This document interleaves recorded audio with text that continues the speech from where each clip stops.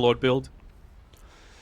Yeah, gotta keep tabs on that. Though it is an Ench pick. Do you think it is an Ench win? Prepare for battle. When you look at the draft as a whole? Yeah, I'm just... The thing that I'm still looking at is how is this offlane for Winter Bear going to go? You know, if they're able to manipulate this one well enough that you're not actually just straight up laning into an Alchemist CM, I'm going to be feeling a lot more optimistic about them. No movement speed picked up by Asan just yet. So even though CM isn't exactly the speediest hero herself, you've still got that concern that, you know, she's got a root, she's got a slow, you're going to take a decent amount of harass.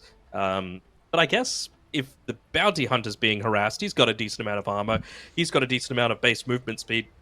That means that Kachal's not going to be the main target, and I don't think that that Alchemist is going to be able to do enough on his own to be able to take out this Doom. So, well, we'll see. I think Asan is going to be the key one here for Winter Bear as to how they get into that early mid game and how that's going to open up possibilities for them to, you know, start getting ganks when they're ready with that track. Also, we are looking at some pretty early timings as well for Winter Bear. Not too much to think when there is that Coddle trying to press the early game into Dire's advantage. See the Bristleback's quick buy already has null power treads into Ags. It's just like nothing in between those first starting items and then straight up go. He will need that. That means stacks, and also for Dire side, that means they need to scout for those stacks, suspect that there's going to be something out there. Can the Alchemist join to farm them? Probably not, but if there's an opening for it, that you win a fight, for example, and Alk is close enough, that Dire top tower, it's not exactly that far away from the triangle to rotate in there if they manage to, say, win a fight in front of the Radiant top T1, and just get that extra gold pumping towards Alchemist's direction. Could probably say the same sort of thing about Mansaf, though, right? All three of their cores absolutely loved taking stacks, so we will we'll have to wait and see what the option is. A lot of similarities between these two drafts. Like, do you play a little bit more passively and just look to play around your stacks? Do you look to try and invade early on? I think it's, again, really going to depend on how the lane goes, how the Wisdom Rune situation goes, that 7-minute one. Because if you can get into, you know, a few of these early ultimates, that might be the difference. You know, CM even has the potential to, you know, move on in and maybe drop a freezing field to be able to take a hard camp stack. True, true. Though, when we talk about the laning stage in particular, which, of course, in every single Dota game matters a lot, who's going to be the lane to really watch here? Is it just straight up mid, watching for Coddle to move out when the Pango's going to respond? Or should we keep an eye open on maybe Malfury and Stormrage playing this Bristleback, that this hero needs to be kept under check? I think he does need to be kept under check, but I think that's going to, again, be around these stacks that are going to be built up for him, right? Like, if he doesn't have those stacks, he really doesn't get quite as big in such an early fashion. So I think as long as you contest that in some capacity, I think you're going to be okay. The downside, of course, is that you don't really have any easy way to be able to go and scout that out. Whereas, you have a look at Winter Bear, they've got a freaking Bounty Hunter with Invis that's going to be very speedy, and an Enchantress on her own once she hits level 6, or just with a creep that's going to be able to, you know, move that throughout the enemy's side of the base. So I feel like Winter Bear are going to be super aware of all possibilities of maybe yoinking away a few stacks, and Mansaf might just be left in the dark a little bit. Making mistakes is the path to wisdom. Well, we still have a player disconnected for the time being. Pastille is like going ready. Well, looks like the Coddle is reconnecting as he says that, so the magic word to allow the Coddle to reconnect back to the server and get this game going. Did they actually... They're still holding on to their smoke on the Enchantress here for Winter Bear, so they could make this delayed move towards Mansaf. Of course, if they don't smoke up outside of their base right now, they probably won't get information about the wards or potential incoming smokes, as Mansaf has already done that. And they're not even looking to smoke up at all, so... This could be a lack of information, but it could also be a big brain move to set it up later, after maybe 30 seconds have passed. I'd say it's probably the latter. You know, you just set up a lot of defensive vision where they're not going to be able to reach you in quite some time. Again, just base Enchantress is pretty speedy, so yeah. Poison's been able to put down. Yep. Knows about the ward now. Now where do they go? Do they go the full wraparound to the left side? It kind of seems like everyone has a mind of their own. You've got Bastille moving forward solo. He's going to plant a ward down, but you got 2 moving right, Smart. 2 moving left. Maybe they just don't feel strong with their level 1 potential, because level 1 is pretty damn good on Mansaf. But really smart, actually, knowing where that enemy ward is going to be. Smoke up to ward exactly in that same area, because your opponent's now not expecting that. They'll think it's probably somewhere around in the fog. They do have a cliff ward down in bottom. A 4-man stack towards the river here for Team Mansaf. Doom is going to be around, but I don't think Kachal will be happy challenging this. He's under vision. And there we go. Asan was trying to steal the bounty from Nagato, but unable to do so. Just whacks him with the Janata. Gives him a little bit of 1-2. Oh, Janata level 1. I was waiting for Shadow Walk level 1. So was I. And I was a little surprised with it, but maybe he was just a little bit late with his movement. What he did do, though, was plant down a sentry ward inside of this Coddle's medium camp. Oh, yes. Love it. He's going to be able to stop him from picking up a lot of that early farm, stopping a lot of the snowballing, and making sure that Pango isn't going to be too far behind on the XP front. Yeah, that is big. You're playing against the Dire Coddle. That's the camp you need to get rid of. But if this was a Radiant Coddle, who generally has better positions to farm the camp, you know, have you played mid Coddle before?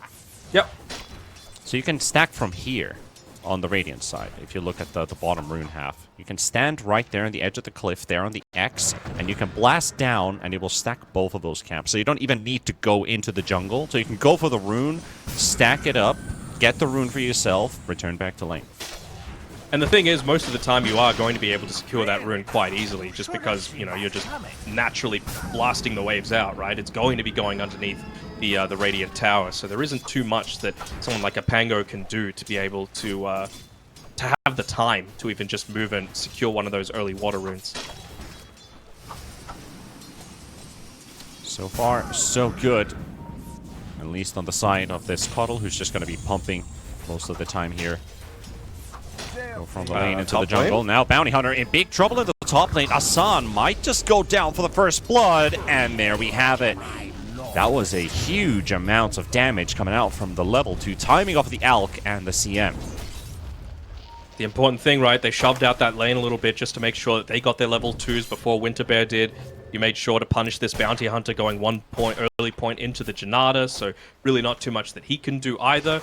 I'm expecting them to just try and keep this one up, and you just have to look at Nagato on his CM as to what their mentality is. He has already popped a Clarity, he's got 2 Mangoes, and he's got a Blood Grenade and a Sage's Mask on the Courier ready to come back out to him, so they want to keep this aggression going. And another pause is required here for the Radiant side. Guess there has some early morning hiccups with... what the... Get off my What is... he is highlighting something specific out of the Pango's movements here. Whatever he's doing is working, because last hit's pretty similar, and you got to say for a Pango against a Coddle, feels pretty happy with that. That's what I'm also curious about, like, why is he calling it out? Because, you know, Pango's at 12 to the 14 on the Coddle. Probably just not catching him in the Illuminate blasts. He is using Swashbuckle quite actively, though, so let's see if the Pango's mana pool is going to be sufficient enough. He has actually... Does he have the bottle coming up? Yeah, he does have the bottle. I was like, wait, is he not buying a bottle at all? But yeah, it's being delivered for the Pango. I mean, it's important for you to be shoving out that lane constantly, right? It's pretty hard to be able to get into range for the shield crash, so Swashbuckle, by far your highest damage nuke for the lane, and if Coddle's going to be shoving the lane into you, you need a way to be able to quickly deal with it so that he doesn't just take control over the equilibrium of this. Also pretty important as well, we could see, I love to buy back, he denied both water runes at the very start of this game, so it's going to be important for Pastille to have the space to be able to move and at least secure the bounty rune for himself at that 3-minute mark. Well, that's an ugly blast to soak there for one last hit. You have to make some sacrifices. Another play being attempted in top, but CM not close enough to catch the Bounty Hunter. But bottom, we're looking at this Bristleback zoning Russell for now, but he's got the wave pushing right under his tower. He's not willing to fight it in front. There's still level 2. There's a strong timing here with the Bristle and the Enchantress as well. So both safe lanes have a really strong level 2, level 3 timing. You just don't want to find into. Don't hate the fact that They're going for the bounty again in top. Asan is going to be in trouble. While bottom also the Bristle takes a couple hits, but Asan survives with 100 HP. It was kind of a forced fight though, right, around the Lotus Pool, so not wanting to just let him get it for free makes complete sense as Alfurion. A little bit low. What I was about to say about this bottom lane that we're looking at now is that I really don't think Russell minds farming right next to his tier 1 tower, right? It means that you've got that extra added security of having the tier 1 tower to protect you, and it means that Isla's already been able to move back and stack up that ancient camp a single time. I'd have to imagine he's looking to do a pretty similar sort of thing inside of the main ancients area now as we approach that 50-ish second mark of the 3 minutes.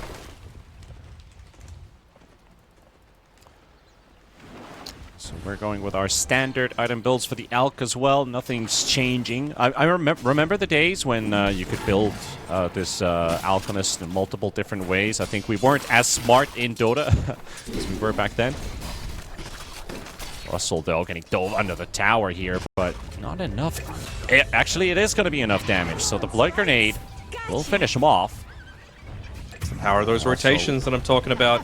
You know, Isla did do a lot with making a couple of stacks and denying the water rune, but results in a death. But then again, they just got a death going back the other way. So I'd have to say the winner of that trade probably going to be Mansaf. Bottom tower is under attack. Yeah, all this extra leveling time for the Alchemist, getting closer to his chemical rage, will just enable the safety of this hero. Will be pretty hard to run down. Unless you're bringing in the Doom. He blocked up the Ancient Camp as well, and might be in a little bit of danger here on Malfurion, but he's got a couple of boys looking to help him. Hey, that's the thing, right? Like, when Muerta goes in, it's just a couple scary abilities, but after that, her right-clicks don't really hurt that much.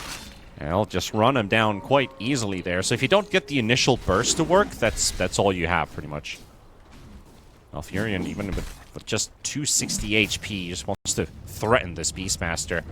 Well, looking at top as well, Kachal, he did just TP to the lane. He doesn't want to die right away. I'm a little surprised, to be honest, at the lack of sentries that they've placed down on the Mansaf side around this bottom side. You know, the Bounty Hunter's been here for the past couple of minutes now, and I think there's only been one. He sees the rotation, actually. That's a warning sign for Malfurion, but he's not running away. The Solar Bind with this Caudle just needs a bit of vision, but he cannot see where the Bristle went. Instead, Poison on the low ground. Sun coming in from the other direction. Caudle not willing to use that Solar Bind at all. There comes Asan. Blood Grenade thrown in. Now Pango rotating. This is pretty awkward for this. Caudle gets a quick heal for himself, but it's not going to be enough to save his life necessarily because the Rolling Thunder will lock him in. Oh boy, that is a disastrous rotation from the Caudle.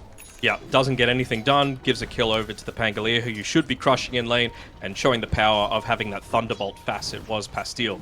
Just making sure you're always going to be able to catch up to that Keeper of the Light. Now they're running down Kachal again in the top lane. Nagato's got the level 2 Frostbite. They'll do at least 50% damage to the Doom.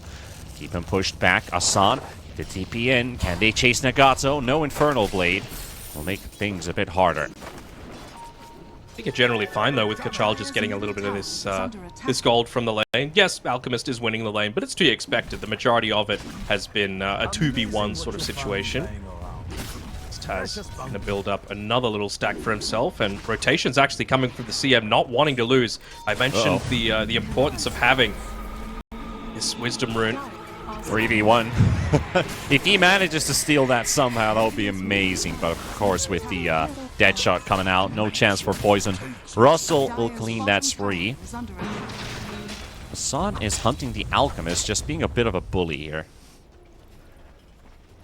Gave him a quick Janata slap and activated the Watcher. It's like, you're not going there. Go back to lane. He's got the through and through facet as well, so, you know, if there are a few... Hold on. Doom onto the Alchemist, not even level 6 yet, so it doesn't matter from the healing reduction. Maybe this is the goal that they were looking for. Isla does get the silence out, but Alk looks like he's a goner. Unless that last Doom... Oh, he took an extra hit from Poison, and that was the one that sealed the deal. Otherwise, he would have had like 3 HP, because the Doom was ticking for 30 damage. But with that being said, Mansaf will lose 3 members of their team. With Poison what's taking going down on. Isla, Pastel getting Nagato. Not sure what's going on with I Love to Buyback. Like, he made the rotation in there, but he uses the Illuminate before he's able to get that Solar Bind off, which means that, once again, they're able to just walk away without any consequence. 2 bad rotations for the Coddle. That's not what you want to see. This was your last pick hero, the surprise element. But he has been everything else except a surprise. And you've got the regen rune on the Pangolier as well, so he can afford to be a little bit more shovey with his playstyle. He's level 6 already. The impact of having that early Sentry Ward means that I Love to Buyback. He's getting chased down now. Nice, good dead shot there, but Pango does have the swashbuckle. Is he in range to use it, though? Is it going to be a bit far away? And with the Vessel charge dropped on Hassan, I'll be able to clean. Actually, that's an Urn charge. Not even the Vessel ready yet. Would be miraculous if he did with those rotations failing. But there's the roar from Russell. No untouchable and no wisps. I'll take the Ench down. Get 2 kills for them. Okay, those are important kills. Cut down the aggression. Buy some time for the Alk. Just having a look across the map and just having a look at this stack situation, right? Like, still a factor of, yes, you've got a little bit of a net worth lead, and that's never a good thing when you're the team playing the Alchemist, but if you can just look to, you know, invade a little bit, take away stacks, or just utilize the stacks that you've built up on your side of the map, this can be equalized pretty quickly, as Charles, I was about to say should be dead, but he uses the Purge onto the Frostbite onto himself, and that's the reason behind that mode. Dire's bottom tower is under attack. Yeah, very important to have that Purge. Like, that makes the game harder for at least one hero with the control. Meanwhile, Russell getting pummeled next to the Ancient stacks here. I Love to Buyback, does rotate in. He still has a couple, maybe 10 seconds of Spirit Form remaining. Pango's dead as well. Malfurion Storm Rage in between. Solar Bind is up once again. And there we go, he'll drop it. Get ready for that big burst. Knock him out. Isla for the double, and Nagato dies to the Ancients while they were fighting at the same time. And Isla forced to use the smoke as well, just so this Hellbear Smasher didn't kill him, and says thank you very much, I'll just secure that last Ancient Black Dragon. So, decent amount of net worth already on the Enchantress, as we've come to expect, right? This is a no boots, got it coming out on the courier right now, still doesn't even have the untouchable. Has only died a couple of times for 5 kill involvements, and has the drums to be able to assist with this ball up and go strategy. They're really just looking to try and wait for Bounty to hit up onto level 6, and then it's going to be all systems go.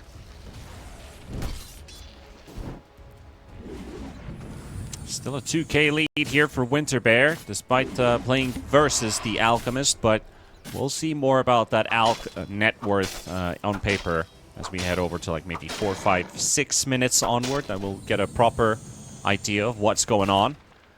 These couple kills that the Coddle's been able to be a part of kind of saves the missed rotations early on. Of course, it hurt them. Mistakes were made. But getting kills like that will definitely keep this Coddle on track to still have impact in this game. You don't want to fall off without any presence.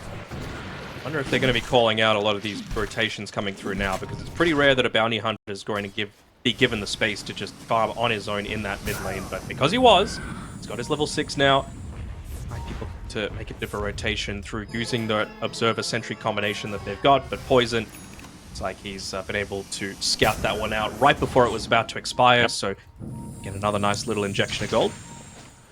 Yep, every level 6 is up now. Just the Ench who's not willing to put a point in untouchable yet. Not really in threat of actual physical damage. It feels so weird, like you're playing Ench, great hero, great skill set, but you have no use for your ulti in this game. I mean, you could play support Ench and go plus all stats above untouchable. 1 point, surely. It's pretty value.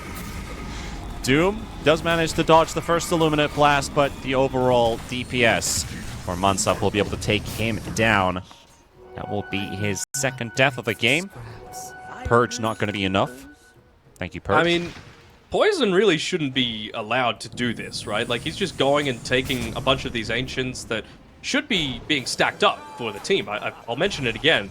They have 3 cores on Mansaf that should be trying to, take as many of these as possible, but instead, he just takes the biggest creep every single time. He's an Enchantress with the Spellbound facet. He's about to have his 4th point into the enchant if he really wants to.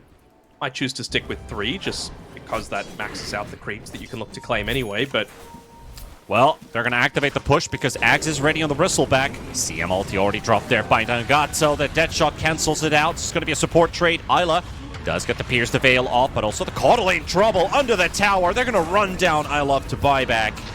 And Pastel actually able to get out of that tier 2. They even glyphed, hoping that they would dive, but with all of these long-range abilities that Winter Bear has, they don't have to put their heroes in harm's way, getting a 3 from 1 and the tower. And a track kill as well. Bounty Hunter was able to get it off onto the CM before he died, so a little bit of extra gold for himself and the rest of the team. Also, with that death, gives himself the first of the Urn of Shadows charges as well, so even more damage potential that they've got coming through as they try and go for a steal. Yep. A target Russell. Got the boar in front. They know that the bristle's there, so no longer can go in. So Wisdom forfeited. Winter Bear really coming in with a heavy energy into this game 1, because like Mansaf not fully awake. I think it was it I Love to Buyback, or was it Russell who was writing into a lobby chat that I'm not fully awake yet? It shows. Bro, it's like 12:40 p.m. They should be awake by now over in They're in Dota players, Danok. It doesn't matter. Alright, here we go. They're going to look to try and make a bit of a counter-initiation happen. I love to buy back level 11. Still doesn't quite have that Spirit Vessel picked up, so he's going to need to be very mindful of who they actually look to try and find out.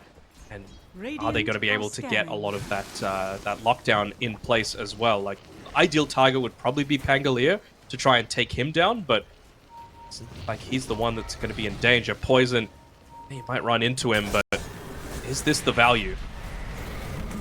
Not the best kill, but it's going to be a kill. Look at that. Having to That's use... a lot. A lot, yeah. Still,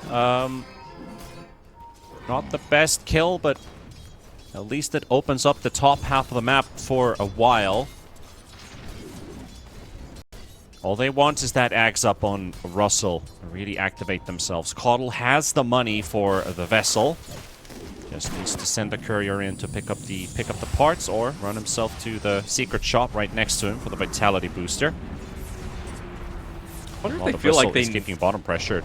Do they feel like they need the CM with her ultimate again to be able to secure a few of these kills? I mean, she's only 100 gold away from the drums, so obviously that's going to be a very useful tool to be able to have, but she's found herself tracked up, so not really going to be able to find a smoke gank option anytime soon. Top tower is under attack. And I think like they just used their last smoke as well in the top lane. They don't have... They actually... Well, they have one on Nagato's backpack. So that's the last smoke they'll have for the next 4 to 5 minutes until we get another one refreshed. Also, Courier dies to Asan, sniping a bit of extra gold here for Winter Bear. Yep, and he's only got that point booster component left to be able to finish up the Axe as well. So maybe, again, that's what they're looking to wait for. But now he's going to need to put himself in a really, really dangerous position to be able to try and make a gank happen. Still going to try for the smoke, though. No one tracked up, but all the lanes are kind of heavily pushed in, so this becomes a little bit too obvious for mine.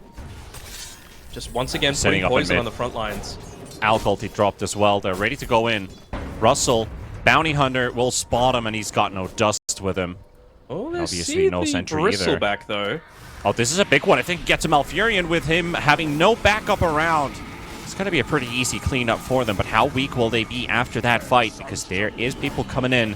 However, Ench decides to turn around. Pastille not interested. Yeah, just going in a little bit too deep there. One extra wave that he probably didn't have the right to, and it's like I was mentioning, right? No one was defending both top and bottom, so you have to expect that there is some sort of smoke attempt coming, and yeah, ends up being punished for it.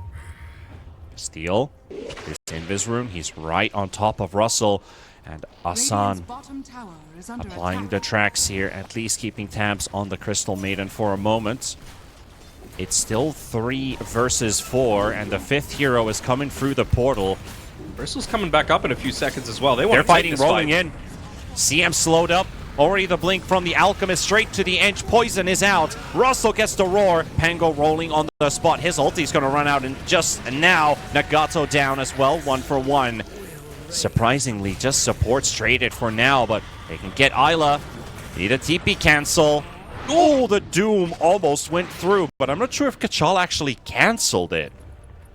It looked like he pressed the stop command just before it was about to connect. I don't think it was worth even using the Doom on a support anyway, so it might be a blessing They in could use it for disguise Alk now. Yep, they can. Top tower is under Gonna attack. try and catch him as the blink back comes. He's gonna have See the exactly bristle where he is, back. and there we go. That's the real money. Radiant's top Blessing tower in is under disguise, as he attack. said it. That was exactly it. Radiant's top tower has fallen. And I love to buyback finally uses just the tiniest amount of space that he's had this entire game to also push in that top tower a little bit. So slightly easier now to be able to make plays around. Takes a couple of neutral stacks, and he's going to do a similar sort of thing to bottom, which honestly kind of low too. So Dire's middle tower is interesting. under attack. I want to see what Winterbear look to do with this little bit They're of still time. coming to defend it. Ah, Pango has the Lotus versus, but actually doesn't get the Solar Bind off. He's just reflecting spells and gets blown up. Bit of a went a bit too early, and also the Lotus Orb timing slightly. They will at least try to run down Alab to buyback. They'll get him. Can they get more? Got the hairball. Can throw it towards Russell. This Beastmaster will drop sooner than they'd expect. Another follow-up stun, but is it taking too long to kill the Bristle? Poison's helping him out. The fear from the dead shot. And Russell lives with 60 HP. Tracked up at Hassan. Can't get him. He can't get anyone to fall. Alk is still chasing, going all the way for Poison. Dire's top tower. Running around the tree line here. This is going to take a while, but the damage is going to be there. Isla for the double in the end. It's going to be enough to be able to take him out. They overlap their stuns a little bit there, and the roots too on Mansaf, but still going to be enough for them to be able to come out on top in that team fight. And importantly, they take back a few of these big kill streaks that they had on the Bristleback. In particular, just trying to slow down that BKB timing a little bit, which they did. Probably would have had enough now if he hadn't lost that unreliable gold. So it's going to be super important, right? Because you basically don't care about the Muerta, the CM, or the Keeper of the Light at all as heroes, as long as you've got that BKB available. Outside of the competitive Dota, I'm just enjoying this skateboarding Isla Muerta. The permanent stun animation. You played Tony amazing. Hawk's growing up? I did, the first and the second. Radiant Oh. are scanning. A friend of I mine also still listens to had, the soundtrack. What was it called? The Game Boy, was it the Game Boy Advance SP or something that looked like a Nokia phone that you close and open? Yeah, that's the SP. Yeah, I had a Tony Hawk's on that too, and man, I put way too many hours into it. Very good. I just had a regular Game Boy Advance with the little, the worm light, I think it was called, the one that plugs The in. worm, kinda- yeah. Yeah, this Isla. Muerta gonna get freed from her animation with this kill. All right, that will do it. Nothing else. Yeah, they just wanted the track. Yeah, they wanted the track, but Muerta's was at the same time like, please just let me out of my misery. That Nope, will wait. open up Roche, though. It will. Radiant's top tower is under attack. Sanjan Yasha also on the list for the Bristleback, so pick up the Aegis and finish this next item during that Aegis. I feel like you have a potential push coming out from this lineup. What will Mansaf do? You've got the Vessel on the Coddle, you have Blink Radiance on Alchemist. Not a Blink yet on Russell, which I think they might need. Radiant's top tower is under They absolutely need it. They just want to make sure that they're getting onto this this Pangolier before he's able to get onto them, right? Because if they're the ones taking the initiative, Pastille is always going to be able to get off that Lotus Orb. Yes, it's still going to result in him being roared, but I mean, if Beastmaster on his own is certainly quite killable if you just leave him in a vulnerable position like that. under attack. Already taking the stage here. Instantly solar bound by the Coddle. That would have been funny if he just, you know, solo TPs to defend the mid tower and instantly loses the Aegis because, like, oh, I wasn't expecting them to actually fight. But there's just a bit of a warning there from the Coddle. Also Feels means like his ulti is down for 40 seconds. Yep. Feels like what this has done is just buy Winterbear a couple of minutes time. The main thing that they're going to be looking for is Kachal getting up into his Shiva's Guard, right? We mentioned that obviously the Doom is great against Coddle, Alchemist, Beastmaster. Now you're going to have the Shivas on top of that just for a little bit of that extra healing reduction. Feels quite nice. And they've already got the Spirit Vessel on the Bounty Hunter. Yeah, this is what I wanted since the draft. One Shiva's carrier, at least. I mean, maybe we were joking about the Scotty carrier on this. On you this said Doom, Pudge. I said Pudge. That guy, But, even just freezing field to be able to shove out a lane. Oh, wow. They're might really as just well going to expend not- the Rolling Thunder for this. I guess if you get to a It's track a track kill as well. That's money. And they don't really want to be like full-on 5-on-5 fighting. Like I said, this is just farming time for them, and they're just treating CM as a mega creep, basically, that gives a ton of gold. Another Coddle ulti popped. Is he hunting for someone specific? Pastille without an ulti could be a target. They were hoping the Pango rotates deeper into the Radiant outskirts. It's going to be constantly keeping track of, well, is a track going on to him because he's got that dust available on the Keeper of the Light, obviously playing around that sentry for now, but like they're going to have to back off. So another ulti that doesn't really result in anything. At least now he's got the Octarine core though, so Look at be on top. cooldown. Beast is hunting, going for the roar onto the Doom. The BKB is popped though. Russell won't be able to close in, so his ulti is out for 70 seconds. Radiant's middle tower is under attack. See if that ends up costing them that tower or not. Because obviously Winterbear, they notice a big ulti down, even at the cost of the BKB on their Doom. Might be an opening for an objective. Might indeed, as Isla uses the amp damage to be able to just backdoor a tier 1 tower. Love it when supports are able to do that. Just use any small little avenue to be able to open up the map for the rest of the team. Means a lot more of these smoke movements are going to be a little bit slower. How long is left on that Aegis? Still 2 minutes, so like the fact that they've been able to buy themselves a little bit of time. I believe the Shivas is getting close, 700 gold away for the Doom. That's the potential for high ground if someone just puts themselves out of position. So priority number 1 for Mansaf right now. Sure, pick off someone if they go super far out of position, but don't get picked off yourselves. Here's the Veil. And also Asa going a bit too deep. They want to take down the bounty, maybe even the Doom now as BKB well. still on Russell cooldown. needs 10 seconds. He needs 10 seconds for the roar. Maybe they can get even another kill. Poison TP's out. But whoever is coming in for the defense here, Bristle is trying to force them back, but he's not willing to go to the high ground here. Could have gone even better for them. It was just a little bit slow on the Chakra Magic on either CM or the Alchemist. Could have interrupted that TP getting back, and this is not really what should be happening, right? I talked about, yes, you need to punish someone that goes a little bit too deep, and that's exactly what Asan did. He just walked into 5 people, not knowing exactly, what he was getting himself into. It's been a couple minutes. Net worth hasn't really moved anywhere from 4K, but now with that fight, the top tier 2 from Dire falling, but also the mid T1 and those couple kills that they picked up from Mansaf, and now push this net worth somewhat even. Alchemist is still ahead at 19k to the 16 on the Bristle, who's going Revenant's Brooch. On Bristle? Oh. On Bristle. How do you feel about this item? I don't think I've seen Bristle carries build this item. Is it just he wants a way to guarantee a kill onto Isla? That's I all I'm need really to seeing. look this up right now, because who is building Revenant's Brooch these days on anyone? While Kachal goes down, Doom used on the Crystal Maiden. That's a bit of a blunder. She's just going to be able to instantly regen up a little bit here with the Tranquil Boots. Okay, I have to say, I don't think I'm a fan of this Brooch. No, I'm not I think there's a either. reason people are not buying this item. Dire's middle tower has fallen.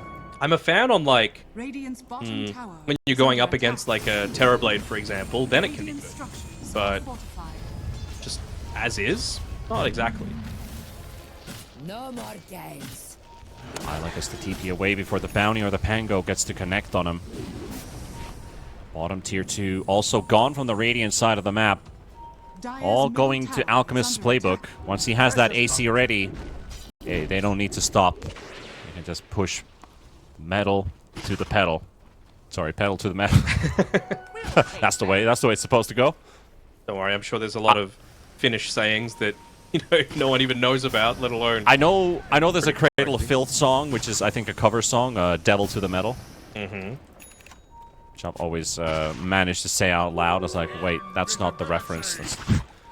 That's not what I'm thinking of. Nope. Maybe a problem of not being a native English speaker. Some of these quotes that I've been saying in the past have all gone wrong. It's a very valuable wisdom rune to pick up on I Love to Buyback, though. Brings himself up to level 18, so you've got that increased potential for the cast range and the heal, of course.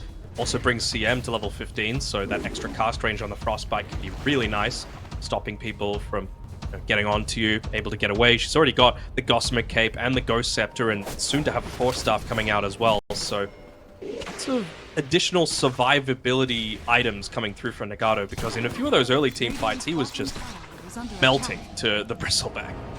Yeah. Isla being hunted by Asan and Pastel. Now they finally catch him, but is it the same thing again where you just pierce the veil and TP out and force his ulti? He's late on that. Isla is just too good. There's a reason they keep picking this Muerta for. Like, he knows his hero so well. And he's going into a Silver Edge, so one of the other things that I was wondering is what level 15 talent is he going to go? Is he going to go the Deadshot damage, or is he going to go the Gunslinger damage? Might think about it. I mean, there we go with the Bristleback gone. Easy deletion. Yeah, I think that's a good thing you highlight that, because 55 Gunslinger damage into Silver Edge, like this Muerta will be a threat for the supports. Especially look at this Bounty Hunter. Missing the Deadshot though, but they've got the vision with the gem brought by the Coddle. And another easy pick for them. I mean, he's even got potential to scale beyond that, right? He's already got the Atos, so why not go into a Yeah. Glypnir beyond that? So we got 10 seconds for Roche, but it looks like the mid T2 is going to be defenseless. It's a much juicier objective for them to be able to claim. Just cut out a lot of the places that they're going to be able to try and pick up some of this farm. And finally, we've had the Alchemist draft have to overtake once again. It feels like they were playing from behind for quite some time. I'm a little surprised, honestly, that they're not putting a little bit more emphasis onto just hitting into this tier 2 tower, though. No Bristleback for 20 seconds. He's not going to buy back just to protect a tier 2 tower. Odd choice. He still wants that brooch. Radiant's middle tower is under attack. Does that brooch work with Quill Spray? That when you cast Quill Spray, that physical turns into magical? Can't say I've ever experimented with that. That would be the only reason. Like, if you want to use your Ags in combination with the brooch, you fire magical spikes based on your damage and the stacks you apply on your opponent. It says attacks deal 50 damage, and they Radiant's can hit top ethereal tower is units. under So, attack. I mean, you've got a CM with Ghost Scepter, and you've got a Muerta with Pierce the Yeah, Veil. I guess that could be the one that helps. Coddle doomed up. I love to buy back. It's been a while since we've been able to hunt this Coddle on the side of Winterbear. They'll get this one. Get the gem as well. Is being pushed, and Isla's taking a tier 2 solo. Now they're going to fight in the Dire Triangle as well. The Roar is already used up onto the Doom.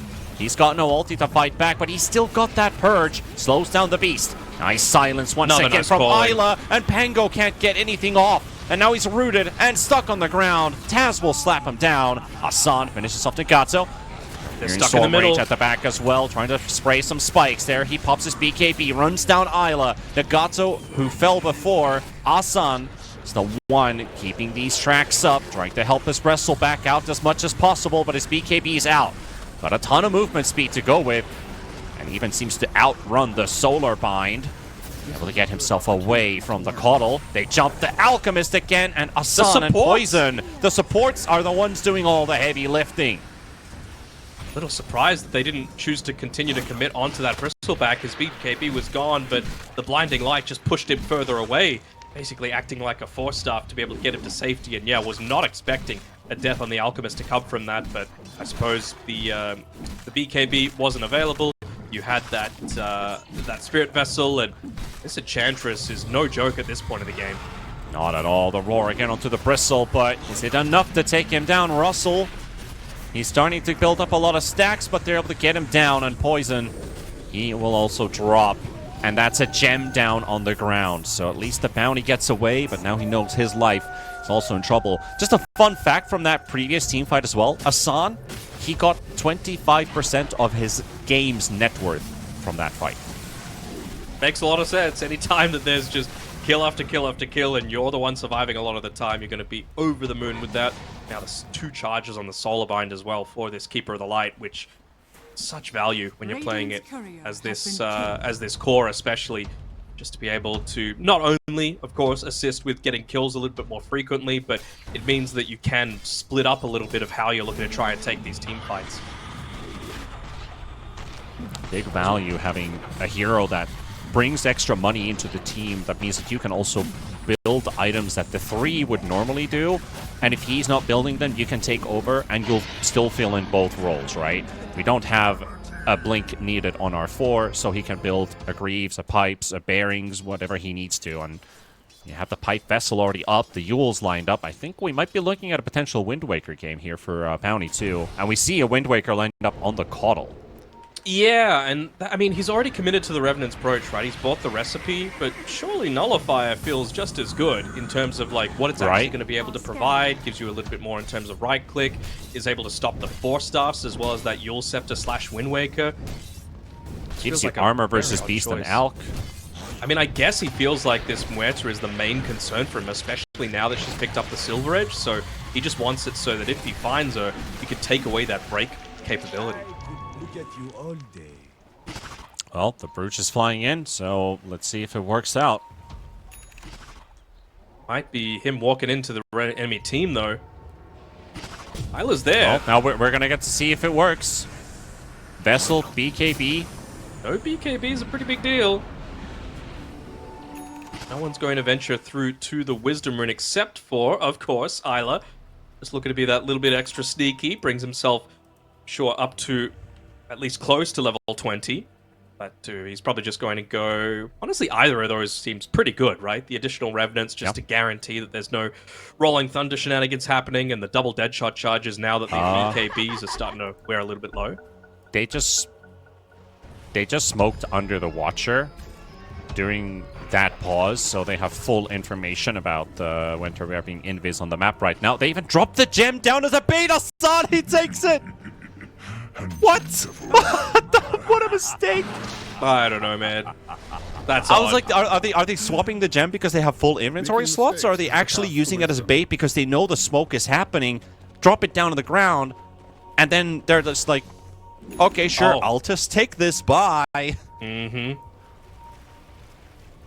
Well, can't afford that sort of mistake in this, and well, at least they are building into a Nullifier as well. Pastille, he's the one that's looking to go for it, but yeah, I really do feel like Malfurion, his main priority is just take this Muerta out of a lot of these team fights, and it's going to be a lot harder for them, sorry, a lot easier for them to do that now. The Wildwing Ripper down the lane, Russell spotted. Alchemist seen running under the vision. They're going for the Coddle. I left the buybacks isolated from the rest of the squad. Oh, doesn't get the Doom off. And no damage follow-up or CC to follow either, so this one just slips away from their hands. Neither team gets no one. Neither team gets no one. Yeah. Everyone gets everyone? There we go. But yeah, still 2.5 minutes, though, left on this Aegis, right? So I feel like the ones in the driver's seat are still going to be Mansaf for now. It really just does depend on who gets the jump, right? Who's going to be able to activate the Lotus Orb, for example? Who's going to be able to get multiple tracks off? Who's going to be able to find out the Muerta before the break comes out? It's just so variable as to how these team fights could potentially end up. Asan is scanning himself. Okay. So Radiant scan on top of the bounty. The potential of another gem, I guess, he's always concerned about. Yeah, I guess there's still the Muerta Silver Edge. See the Muerta is charging in front. looking for information. They've Careful not to go spotted. too far ahead. I'm not sure if they spotted the bounty, or was it that him pinging the lane once again? He wants to cut the wave. He's very tempted to Maybe do the so, next but one. And it will slow them down enough, right? It just means that your priority is take out this lane, take out this wave, take out the next one, and then you would have the time to stick around for the next one if you wanted to go up onto the high ground, but not one more beyond that. yeah. Radiant structures are fortified. Well, they clean up the wave, but at the cost of their glyph. Another wave still flies into the base. Bounty's able to cut the next one. Isla on the hunt here down the bottom lane, hoping to find somebody. Kachal and Pastille were nearby. Now they're converging towards mid, and they found Hassan. At the same time, Isla, Kachal throws the Doom straight to the Muerta. Rolling Thunder as well. Doom's TPing out. Is like, well, this fight's over. We trade support for support. Support for support, and now really there's not too much that Malfurion is worried about, right? So I'm him. I'm looking to try and push in these waves a little bit. Maybe play a bit more towards the bottom side. Make it harder for that third Roshan when eventually it is going to be contested on the bottom side of the map. Just those TPs are going to come a little bit slower if they absolutely need to. Steel just able to TP out in front of Russell, whose Aegis is now expired. At least we've had to expectations this game, right? We've seen a couple of mistakes here and there, but overall a very close contest between these two teams that are clearly the second and third highest ranked in these qualifiers so far. Yeah, it just feels like the amount of mistakes is going to be the one that divides these two teams. They're trying to knock out the Alchemist with everything that they can. Is that Doom damage going to be enough? It could be close. 1, 2, 3. Yeah, 300 HP still remaining on Taz. He'll be okay. Not sure what happened with Pastille. He's got a basher, and he didn't try to go for the interrupt onto the Alps TP. That swashbuckle available.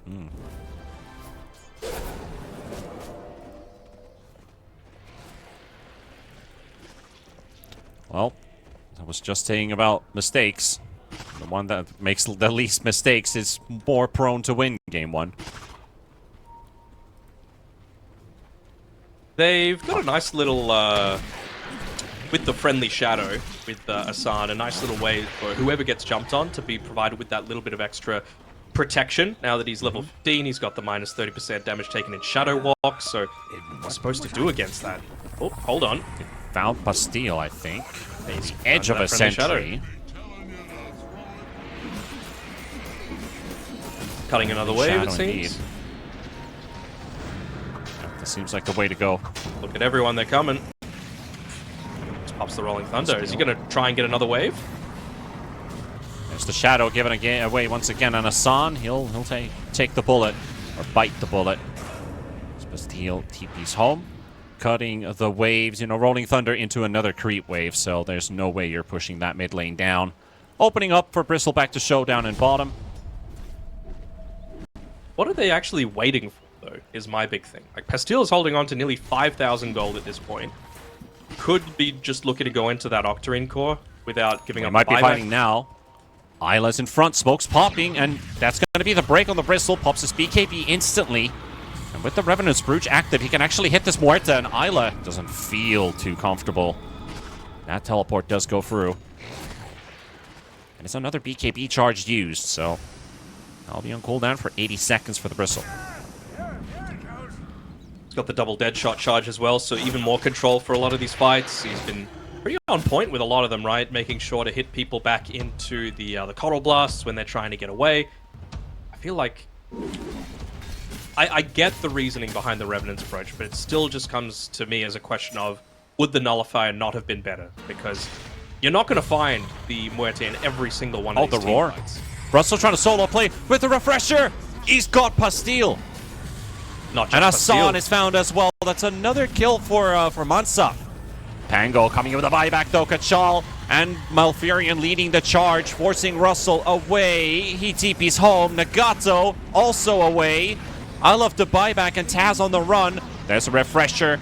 And now the Doom to connect onto the Caudal. If they can just find him, Pastille will get to him. So the Caudal, nifty move there to get on the other side of the cliff, but won't be able to run away. That is quite a lot used. Was that what Winter Bear's been waiting for? Mansaf to extend a bit too far? That's the main thing that's stopping them from going into this high ground is a Coddle. You know, 2 minutes on the sidelines for this Keeper of the Light. So it's a question of, all right, what do we want to get out of this? Do we want the third Roshan, or do we want to make sure that we can push up onto this high ground without the threat of just being pushed back by these endless Illuminate waves? So much money on so many of their heroes, though. Nearly 7k on this Bristleback. You're going to need to commit to something because he's even got a full item slot available for himself. Feels like they're just a little bit over the Ghost Scepter TP away. And, I mean, when you've got the Revenant's Brooch, why not? I'd be very happy for them to go into that Abyssal Blade. Roshan is spawning right now. So Kachal, if he walks into the pit, he'll see Rosh has literally just come home. Mansaf won't have the chance to challenge this one in time. That's a cheese, a refresher, an Aegis. Double rolling under feels pretty good.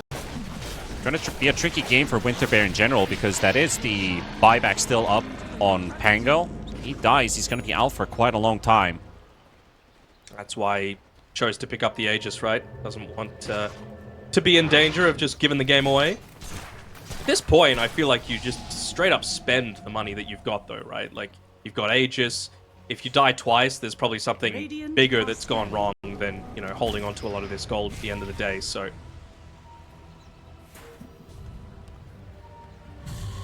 I'm just surprised about the Pango never actually got the shard, so he's gonna have to buy it himself, plus needing to upgrade a ton of items, right? You gotta finish the Basher, finish the Diffusal, finish your Blink potentially at some point to something. Could get something like Overwhelming Blink maybe in a game like this. On who, sorry? On the Pango, just to get that slow. Yeah, he has chosen to go for it. I mean, he was going for the Octarine for quite some time, which I wouldn't have hated, but maybe just with that refresher shard, he feels like, look, all we need is one really good fight, and we're going to be able to close this one out. He is actually getting the Overwhelming Blink. Yeah, okay. He just changed it. Scrapped his entire quick buy for this. Okay, sure. To be honest, I would have expected Disperser and maybe the Abyssal to come out before that, but sure. That is a big boost in his HP. The Tormentor up as well. Does everyone have Shard? Everyone but Doom and Pango, so... It's like, they're going to be praying that Kachal doesn't get it, doesn't really need it at this point. It'd be a luxury for the 5th one. Get a freebie for Pastille would be quite nice, and that's what ends up happening, so... Can now look to try and save up for that buyback, maybe... I guess build into some of the items that you were talking about before, particularly the Abyssal, I think is going to be key, just so that you're not always relying on this Ghost Scepter piercing attack. Malfurion, dangerous waters, they're going to get the full jump on him.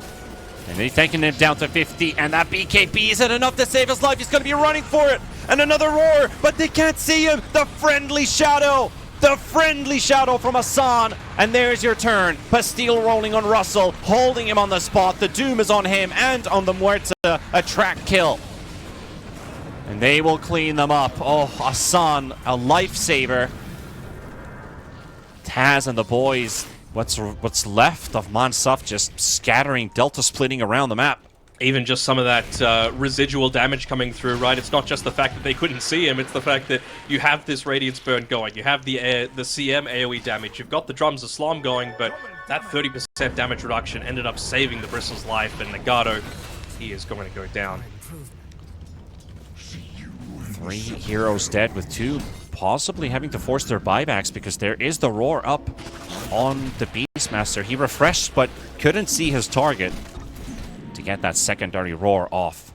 And Pastille didn't even need to use his refresher either. He's got that level 25 talent, so the Rolling Thunder cooldown is coming up in another 3 seconds. He's just pushing it forward with this amp damage as well. Got it again. 80 Arun, he's hitting 200 damage on this tower. Bristleback. 700 right click. Are fortified. Forcing out the glyph. We'll get another one for the melee racks fall. But 10 seconds for Isla, 20 seconds for the Beast. Ignis Fatus dropped on top of them as well, trying to slow down as much as possible, but to very minuscule effect. Poison just says thank you very much for that gold. He's got enough range with the telescope, with the Hurricane Pike, that he's just able to siege from afar and deal not an insignificant amount of damage. Alright, smart call to retreat for now. The damage has been dealt to Mansaf. Still got plenty of the map to be able to play around with, right? They've got complete control, and are they going to actually see this TP coming in here? I mean, Russell's gone in kind of solo. I'm not sure if this is the best option. Yeah, Doom, BK beat up. Doom comes out. Russell just respawned. And is he just going to be the boy who dies again? I guess he's got buyback, so that was his justification for going that sort of play. Like, just try and slow things down a little bit, make sure that you can push out mid and top. That's a pretty costly one, Danog. It is, and Isla going down as well would be too. Can't put a price on life. Isla. Let's get the Pierce the Veil off. Malfurion quite deep in. Russell bites back. The break. But he doesn't have that TP. He's going to have to run in to his teammates. And also with the Caudal, who wasn't here. He's only now joined in on the fight. The Ignis, that's a zoning one. There's nobody around. Asan will drop the gem down on the ground. So that's Russell's buyback. They get 1 kill. Russell's buyback, they didn't really need it all that much. Contributed 0 damage in that team fight for the Bounty's death, so I'm sure he's going to be kicking himself a little bit there. I'm just, my eyes are always just looking at Isla here. I mean, you are really transitioning into being a semi-core, and you just see how low Bristleback is getting in a lot of these aggressive attempts too. He's getting away because of the Bounty Hunter and that friendly shadow, just providing him with that little bit of extra survivability, but I'd be a little bit concerned about this Muerta, almost level 25, almost into the Hurricane Pike, can, again, still look to progress into a Glypnir if you really wanted to.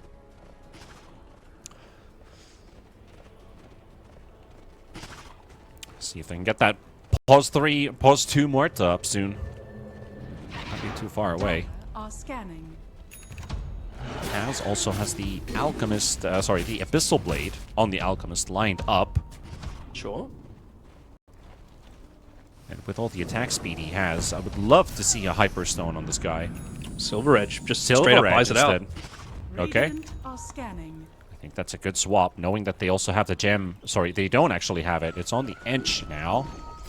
Oh, so that's a new one. So Ench bought the gem.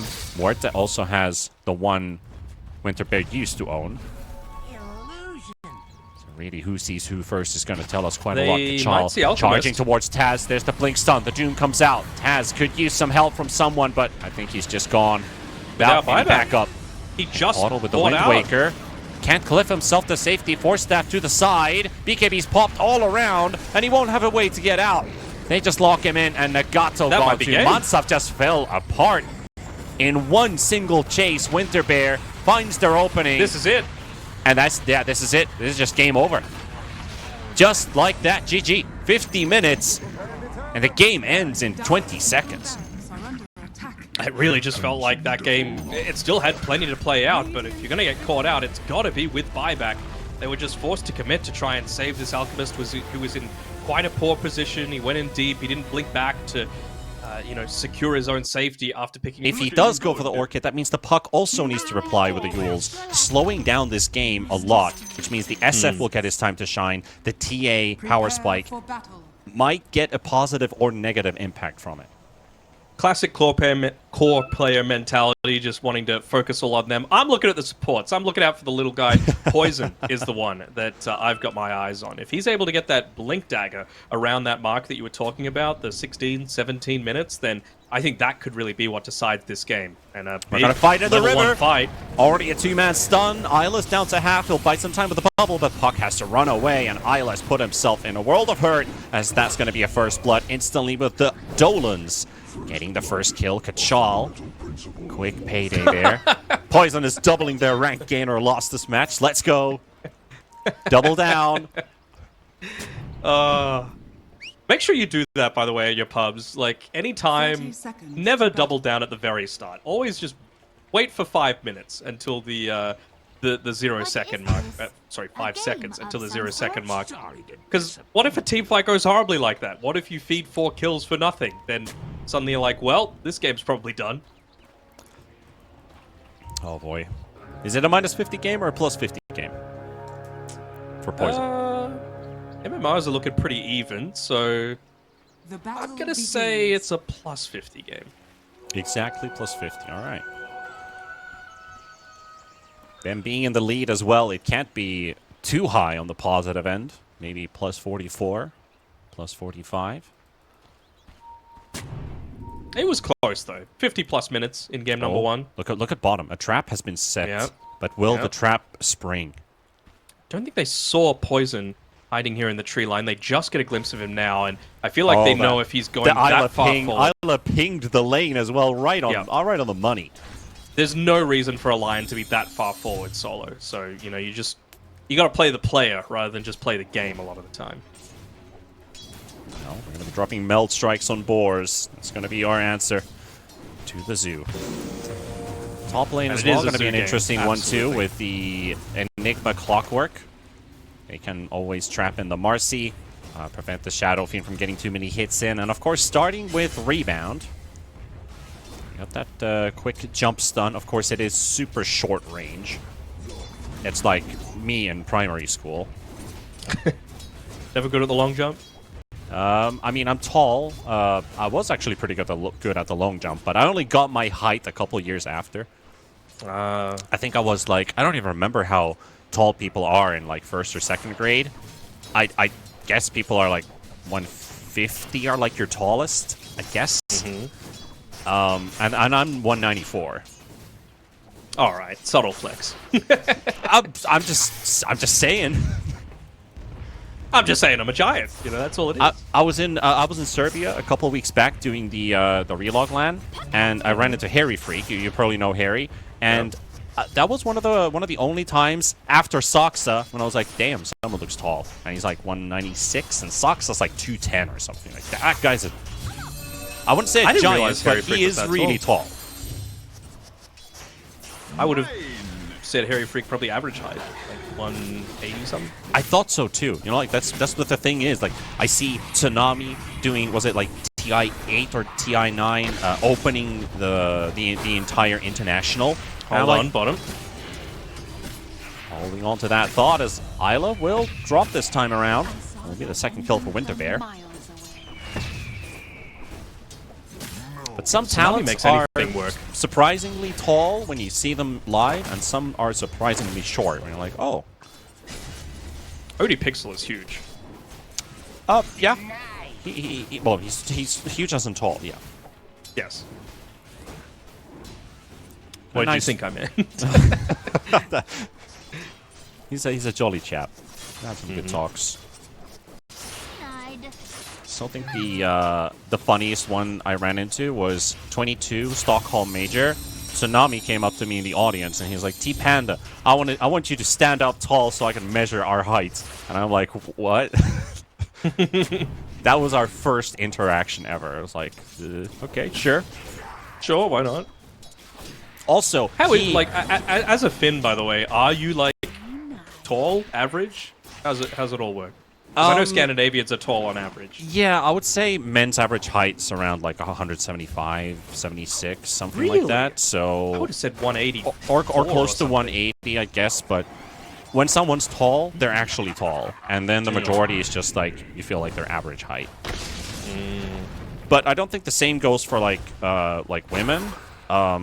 Compared to like Dutch women, they're like tall. Kips, Shiver, they're both like really, really tall. Scandinavian girls aren't that tall, so it's kind of funny. And then everybody in UK is just short. Structures are fortified. Okay.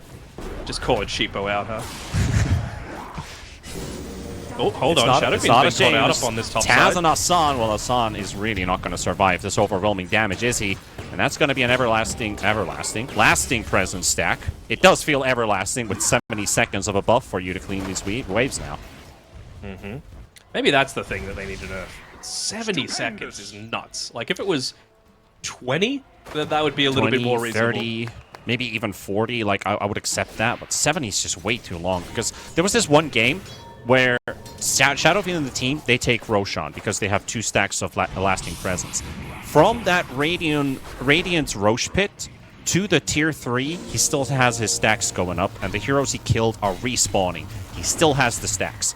They take an engagement, they lose a hero when he only has like maybe 5 seconds left because they tried to time it. They die, one of them dies to a mistake or a stun, and he's up a stack, and another 70-second refresh for the whole stack. And it's like, dude, that is like, unbelievable. Yeah. That's why buybacking versus a Shadow Fiend that's pushing your high ground is not a good thing, but when he doesn't have buyback and Nagato just gets run down, and Hassan, surprisingly, walking behind Taz, still has the cogs, this SF's going down. All right, finally they get Good a little good exchange up on this top side of the map. I was wondering, like, Hassan, with his movement previously into a level 3 Shadow Fiend when he was only level 2 at the time, thought that was a little bit odd, just because you've got, of course, that turnaround potential with the Shadow Razors. This time around, SF just didn't have the mana, and it was a 3v2, 3v1 sort of situation, so much better manufactured by them. Storm getting jumped as well, but the coil used in mid, and now they don't have the supports to send him some backup, because they made their rotations to the top lane. So I think there's some positives coming out from a death in the lane. You know, you can help your other lane get a kill. 6-minute rune spawning too. Clockwork runs into the puck here. That's going to be the shield rune stolen as well by the Clockwork. And a Cogs on 2. Poison coming in with a Hex. Doesn't have mana or the cooldown left on the stun. Not needed. Nagato down. I love the buyback. Has to back away. And he's going to get that bounty rune as well, so the buyback doesn't really have anything to be able to play with. You should at least be able to get this. Okay, not the double miss uphill. Yeah. And again, a hero dies and TP's top to the other lane to find a kill. This seems to be the story of this laning stage. You die in top, you go to mid, you find a kill, and then that guy goes bottom, gets a kill. It's a domino effect. It is, and I feel like, again, this is Mansaf maybe not necessarily having their priorities straight. Like, Shadow Fiend is your draft, almost entirely, and I don't feel like it's important to help out the puck all that much at this stage, right? Like, yes, it sucks that you weren't able to secure the power in for her. She can't really look to make that many plays, but it doesn't matter if your Shadow Fiend's just dead, you know? Like, that should be our main priority right now. Getting him off to a good enough start that he can go back to the jungle, be self-sufficient with this Morbid Mask, and then you look to make plays with everyone else. Yeah, you are. I think you're right about that. You do need to help the Shadow Fiend out a bit more. And Puck has to be also a piece of that. I guess if they help enable the Puck's laning stage to the exit, get those timings on her first items quickly, that could help in the long run. But Shadow Fiend does at least have the capability of flash farming the jungle. Sure, but you need those just a couple of items to be able to get to that stage, you know? And he's right now 6th on net. That is not where you want to be. Cogs are there to zone out Russell. Getting the TA Courier. It's already delivered its items, though. And Poison has Finger, by the way. He's been spotted here. Marcy does ping out. The Regen Rune is picked up by Puck. They realized that Hex really wasn't going to provide all that much because still would have been able to pick up that power rune, so nicely done that they were able to get that while keeping SF just off the map. They don't want any sort of... Like, as soon as you reveal on the map, you give so much vision. So while it might feel super passive and, you know, not influencing on lanes just to be jungling the entire time, because of how the laning stage went, I actually think this is the right choice. Yeah. Kachal is actually going for Mechanism above the Vlads. Probably not the biggest item for his team to benefit. The TA would love it, sure, but it's not like you're playing a meatball lineup where multiple heroes gain the benefit of the right click and the lifesteal. So I think the Mechanism is maybe even a better option here. Yeah, maybe also he wants to eventually build into those Guardian Greaves, so you've got a way to be able to get out of the Puck Silence, for example. Just maybe the spell for yourself. Usually the laning stage these days for Enigma is always Tranquil Boots. We'll see if he wants to maybe sell them later on. As bottom, we got a bit of a engagement happening here. Asan's just waiting. He's going to get roared because of all that waiting. He did his job, though. He just needs to put his body on the line, make sure that that TA stays perfectly safe. Very long TP. TA takes just to be able to start taking a bunch of these stacks, which they are built up quite a bit inside of the Radiant triangle.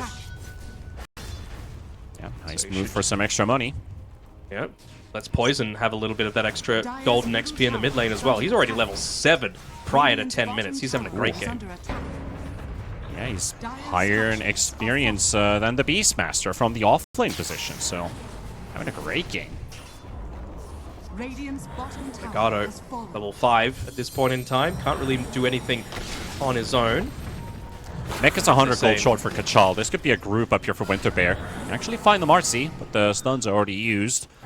I'm a little surprised that they didn't make it a little bit more of an incentive to say, hey, Pastille, come in. You know, this is the good fight. We want to make sure that we're getting this Finger of Death stack up. Maybe they just want to try and make a play around the siege creep instead. Use the drums, use the siege creep, use the Finger of Death that you're still holding on to. Yeah. To be able to maybe open up that map a little bit more. And talking about opening up the map and itemization, Pastille with the Orchid coming up, and Puck does not have a Yules lined up. It is first a Witchblade. Kachal actually caught by the coil. The hook shot does connect, nicely interrupting the Marcy too. We got the orb out, so Puck is away, but Nagato's going to get fingered out. There's the Hex as well. The Dolans are doing a sizable amount of damage onto this Puck. Taz is there with the Puck orb into the raises. Clean him up. Mechanism is ready. Enigma's baiting a bit. Yeah, he got the mech delivered, and I'm wondering, like, what is he actually wanting to do here? Tranquil's deactivated, so he's going to be healthy enough to be able to take a team fight if he really wants to. Eyes are still on that mech, though.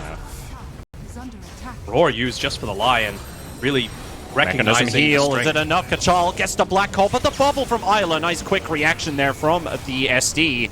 And Russell still caught by the Malefice. Not really a way to run out, but nice reflection alive. of damage. Malfurion also gets to walk back in. Does get the Isla SD down.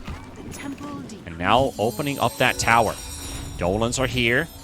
Drums still on cooldown for 15, but it will be enough to maybe just take this tower down right away without the threat of any ultis from Mansaf. Buyback. The buyback just walks into the clockwork. He has hookshot, but he's silenced for now. The damage, though, is going to be enough. The cogs finish him off. The level 2 power cog hit. And they're also in position to be able to just secure another one of these power runes. And of course, Storm Spirit, it's an arcane rune for him to be able to play with, so I'm not expecting this aggression to stop anytime soon. They should know that Russell, with that Helm the Dominator, with his skill build, no points in the Wild Axes, will be a little bit slower to pick up this farm. So any time that they could just take away a bunch of these stacks is a huge plus. Nice Ravage there from Poison. And it allows them to just jump straight in with the trap slow. They have gone too far. Easy for the T to catch up. here. Taz looking for the wreck when the hook shot hits his ally. And the coil on 2. They might be able to clean up this TA as well. Stun from the back. Where's the detection? There's the dust coming out from Russell. And he'll finish off Malfurion Storm Rage. Pastille, he's still at the backline. Arcane active. Taz trying to read his movements here. Can they delete this Storm Spirit with Puck here? Long jump. But with the Arcane, he jumps a bit further than the Puck was expecting him. Dire's top tower is under attack. And Get a nice little free water refill as well of the bottle, so feeling really good. And this is what we were talking about in the draft, right? Just play alongside your Lion. Still just the level 1 mana drain, so it doesn't feel quite as effective just yet. But again, that's because Poison's job this game, priority number 1, take care of the fight. You know, he just needs to make sure he's got those instant lockdowns available. yeah, play the And mana that's why battery. they're even giving him this this bottom lane just because, again, they recognize how important that Blink Dagger is going to be.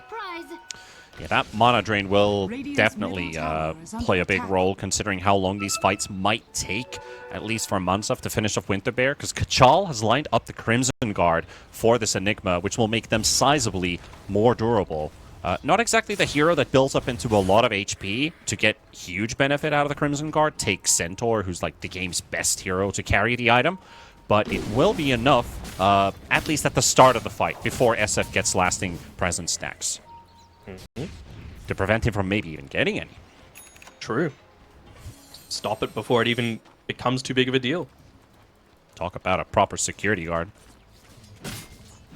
Now, Now, the thing I'm really looking forward to is this 15-minute mark. So, should blink together around the time that this Blink Dagger comes for Poison. Should also be the time that Roshan goes towards the top. And we know TA, especially with that Desolator, wants to be prioritizing that. So that's where I'm expecting a lot of the upcoming vision to be planted down by Winterbear here, just to enable themselves to move into the top side. And that's what makes this play so cool by Mansaf.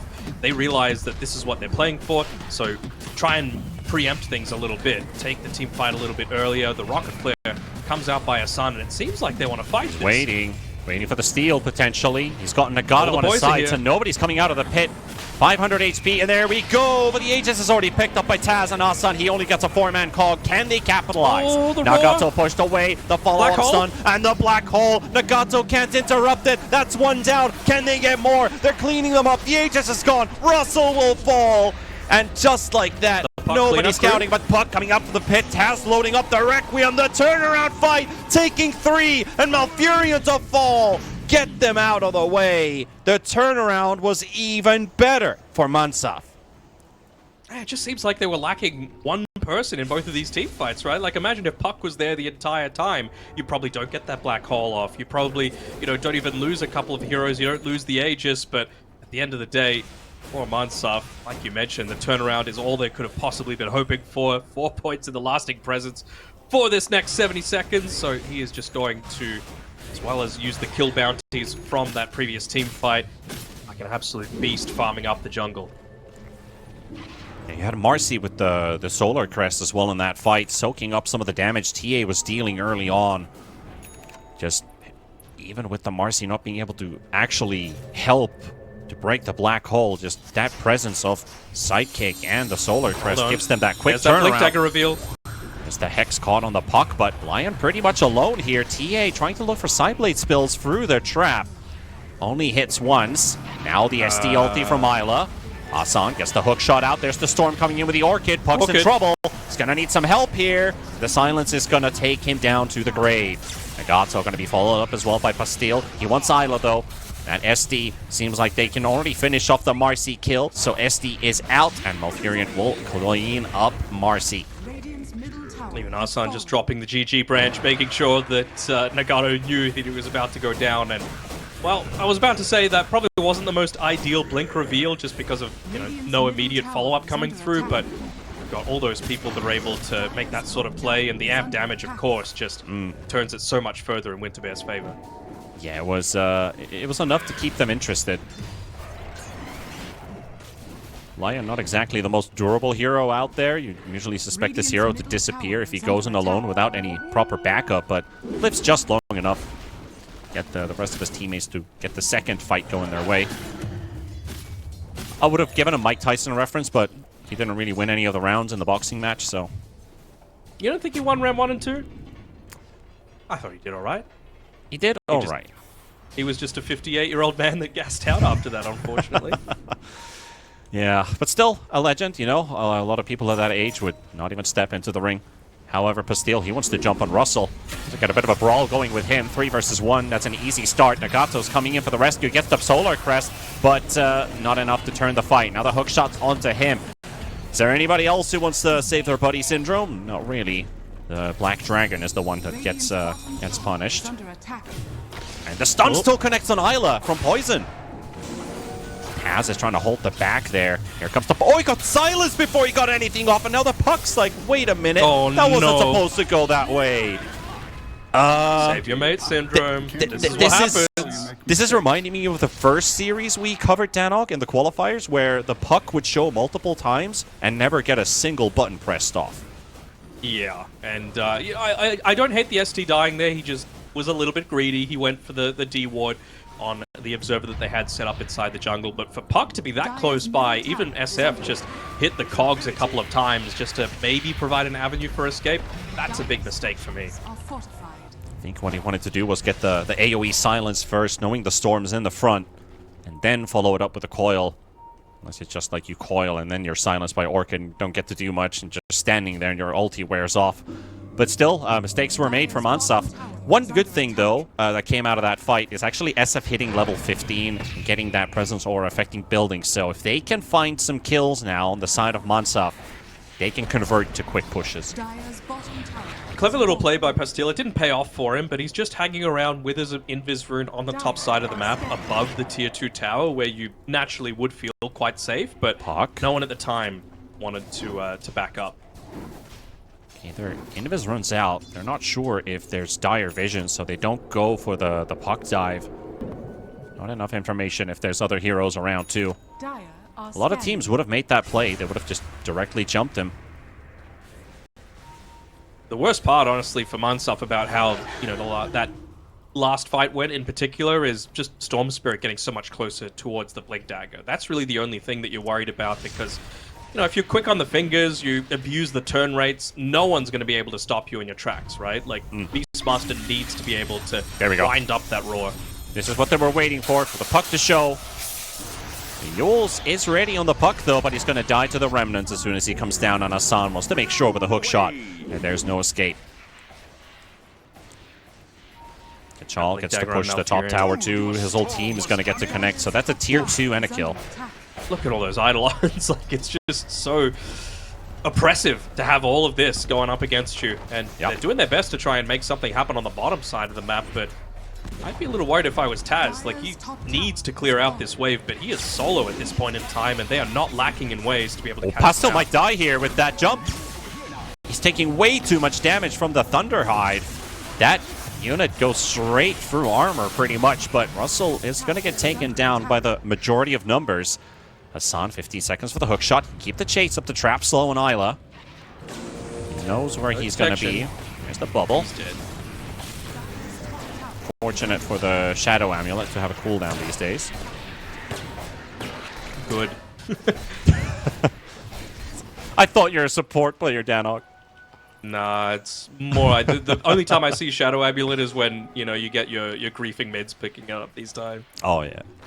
There used to be some fun strats back in the day where you put 5 heroes in Shadow Amulets down the lane and wait for an opponent to show up.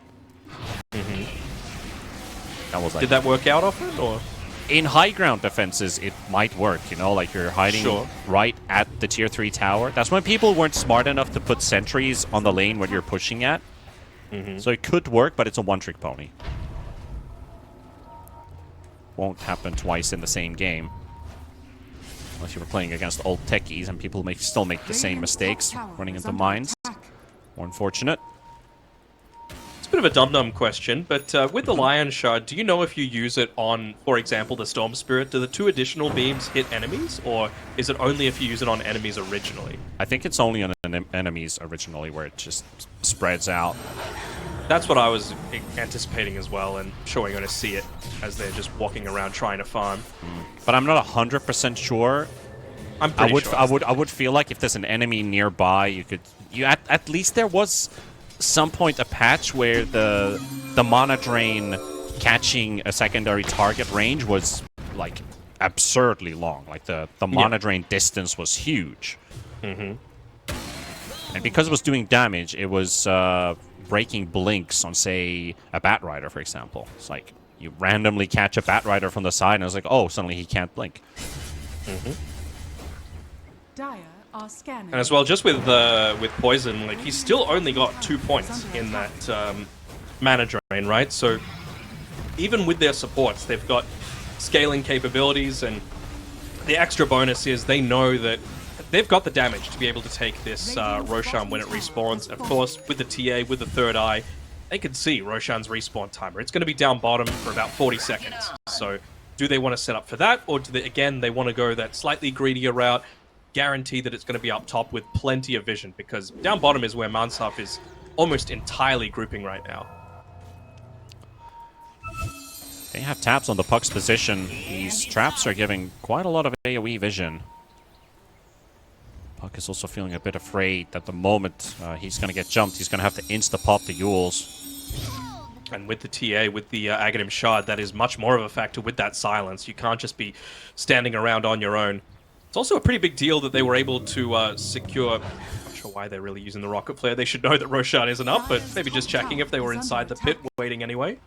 No SD getting the Shard is pretty big for Winter Bear, because you don't have to worry about the Demonic Cleanse removing the silence and preventing that use of the Yule Scepter. Quick D-ward there on the Twin Gate. Radiant Dire has the Steel's better got vision. He's got a shield rune as well. Like, I wouldn't hate if he just decided to go in onto the backlines here. Got ways to be able to back him up. Blink Dagger on everyone except the Enigma, let's say. I'm just going to call Hookshot a Blink Dagger. Yeah, there's the smoke. Puck in position. The trap pops. Waiting to catch him. Rocket Flare into the pit. Catches the Shadow Fiend. There's the jump from the backline. Storm very alone here. Requiem almost loaded up. Roshan the bash bash as well from Taz. He's slow to move forward. Two-man stun. Follow up there. The hook shot. Gonna catch everybody from the Dire team. But the silence is on the Enigma. He can't black hole. He's gonna have to wait. And oh, he got cancelled. But it doesn't matter. Taz is dead with Russell and Nagato. As that Requiem seemed to go through to cancel the black hole channel in the end. They will lose Pastille to Isla. Assad will clean him up in the end. And it is the rest of the squad hunting the puck now. Buyback. Gotta get right-clicked to death. The Malefice will make sure he doesn't have an orb to jump out with. Really feels like the main difference here is the auras coming through from the Enigma, right? Like, you've got Boots of Bearing, you've got the mech, you've got the Crimson. All the damage that they were trying to output just did nothing, pretty much, in this entire fight, right? Like, it looks kind of impressive. Damage looking control. at the fight recap. Yeah, plenty of control across the board. This will give them the Roshan's banner that they need to be able to go up into that high ground. Also, the fact that they were all stacked up, they're taking percentage-based damage from Midnight Pulse. Enigma, even if he didn't do a proper black hole, he did 3,000 damage to the 4.4k on the Storm, and almost 3k damage from this Clockwork as well. So a ton of damage compared to the highest damage dealer, the Shadow Demon, at 2k. Yeah. I'm assuming a lot of that was just from the Disseminate as well. Not really able to cast too much. It was a pretty decent use of the That's a Disruption, roar use, honestly. by the way. Oh. So Asan lives through the roar, and now Marcy picks up an 80 rune. Puck is coming in. Russell is also be up in there, but two. he no longer has his ulti. Hookshot misses as well. Close catch on the Marcy. So while the rest of the team was getting the Aegis up on the TA, we had a small skirmish down in the mid lane. And Storm's about one creep away from level 18, so big power spike coming for him. It's also got the Kaya, I believe, coming out on the courier right now, so very, very satisfied with how this game's going. Isn't it weird looking at Beastmaster's inventory, seeing Helm of the Overlord and Vlad's hold on. offering? The amp damage. Ooh. Is that enough Pastille? No, he gets out. Only one stack of poison too. Pastille might just jump in back again. He's got the silence. Hassan's leading the charge. There we go. Targeting the SD. Pastille has to zap away to safety, but Nagato's down already. Taz. Big damage, by the way, with that crystal. That's not even a Daedalus. Nope. Thunderhide getting a nice little buff there with the frenzy. The attack speed on SF. But back to my previous question, isn't it weird seeing Overlord and Vlad's when you know that Vlad's is no longer built into an Overlord when it used to be like that multiple True. patches ago? I mean, it does just feel like this is all about enabling the Shadow Fiend, right? Put this massive, chunky body on the front lines that you kind of have to pay attention to in the old Thunderhide to let SF just do whatever the hell he wants. And Puck is trying his best to get out, but in the end, just a bit too greedy there down the lane. He'll pay with it with his life, and you're playing a Roche banner into the tier 3 glyph. It's useless.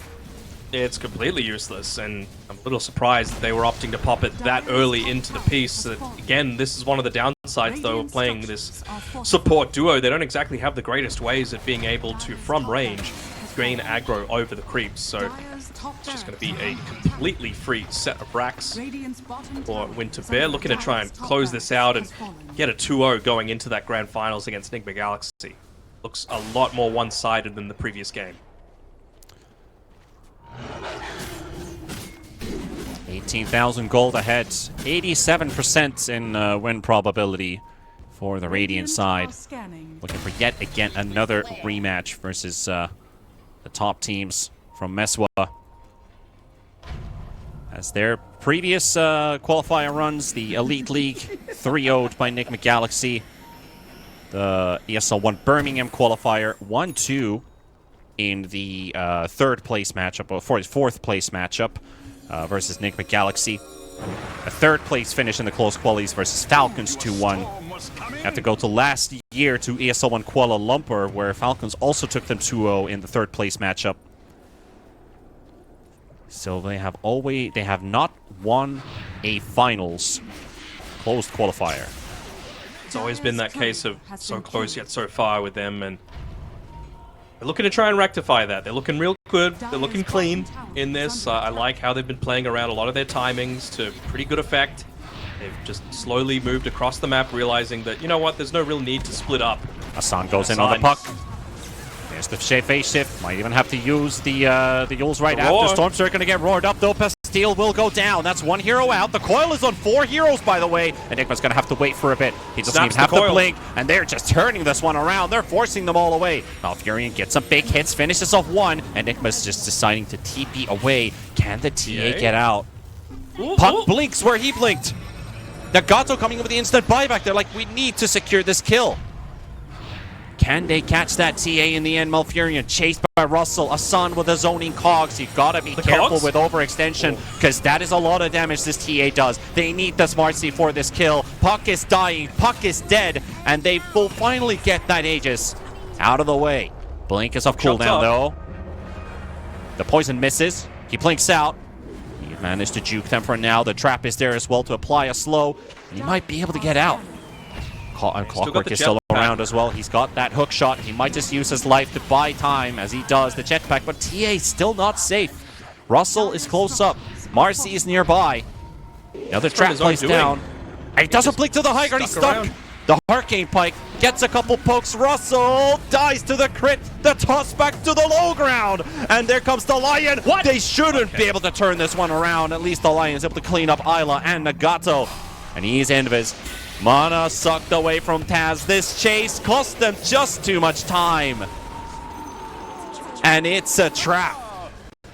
It's a trap indeed. All the boys were there. Hassan didn't have much time left actually on his death, but he was very, very happy to throw his life in the way to be able to secure, once again, a very, very convincing team fight victory for Winter Bear. And gotta say, like, again, it's just a matter of, you can do a lot of damage, especially on this Shadow Fiend, but it just doesn't match up to what the TA is able to do at this stage.